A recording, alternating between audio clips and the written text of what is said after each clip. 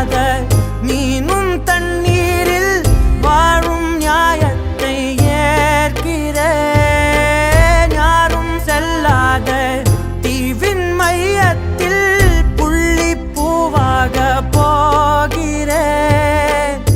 ஈசல் ரெக்கை மேல் தீயின் பாதங்கள் பாரம் எப்படி தாங்குவே? நீயே இல்லாத கீரல் கொள்ள